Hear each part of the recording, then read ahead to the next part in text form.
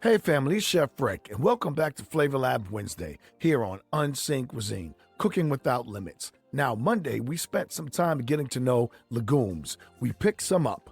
We felt how hard they were. We listened to the simmer, and we talked about how to recognize when they're done. But today, I want to answer two questions that every cook eventually asks.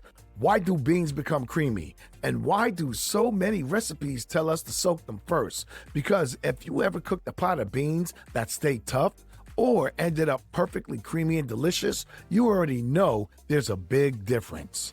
And the good news is your senses can help you understand exactly what's happening. So let's get into it. Part one, a dry bean is like a locked door.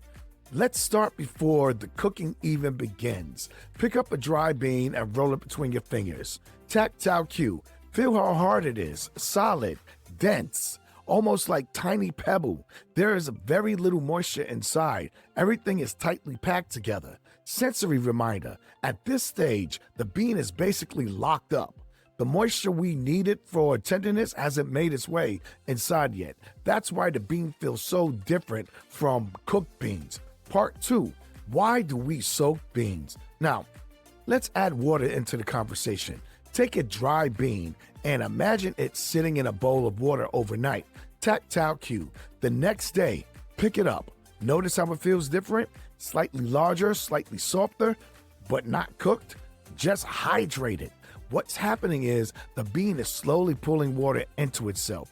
Think of it like a sponge waking up after a long nap. The water starts softening the outer layers and preparing the inside for cooking. That's why soaking beans can help cook more evenly and why many cooks choose to do it.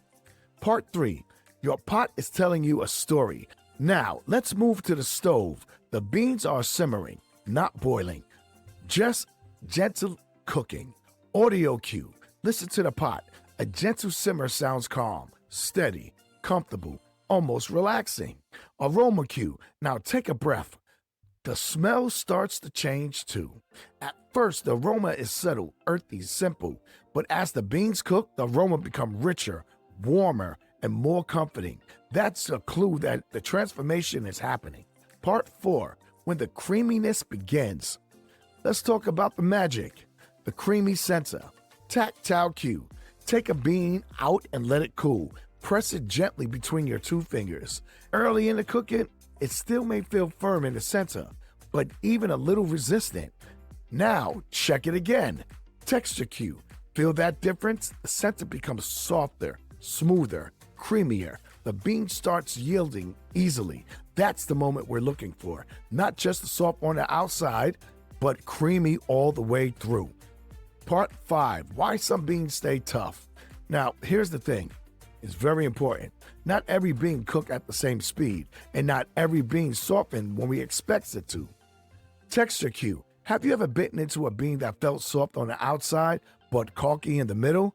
That's an undercooked bean. The moisture hasn't completely reached the center yet. Sensory reminder. This is why patience matter. Beans don't care about the timer. Beans don't care about being ready, and your senses are more accurate than a clock. Part six, the difference between tender and creamy. Let's clear this up. Tender and creamy aren't exactly the same thing.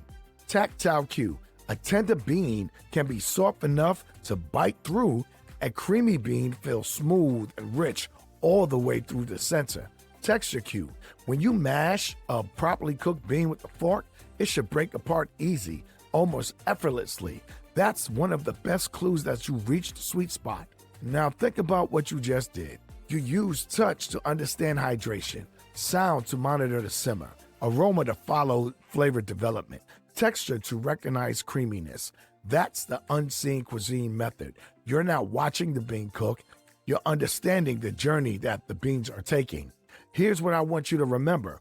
Every bean starts hard. Every bean starts dry. But with time, water changes everything. The texture changes, the aroma changes, the feel changes. The question is, are you paying attention to those changes? Because that's where confidence is built. Before we wrap up here, here's your challenge. The next time you cook beans, don't just wait for them to be done. Get involved. Take one out every so often. Let it cool. Press it gently between two fingers. Notice how it changes throughout the cooking process. Listen to the simmer. Take a breath and notice how aroma develops. And pay attention to that moment when the center finally becomes creamy. Because confidence doesn't come from memorizing cooking times. Confidence comes from understanding what your food is telling you. And if you're enjoying this journey through sensory cooking, make sure you're following Unseen Cuisine and sharing these episodes with somebody who's ready to build more confidence in the kitchen. Because here, we're proving every day that great cooking isn't about what you see. It's about what you can sense. And the more you trust your senses, the more confident you become every time you step into your culinary cockpit. So, this is Chef Rick, cooking for every sense, confidence for every cook, and I'll see you on Recipe Friday.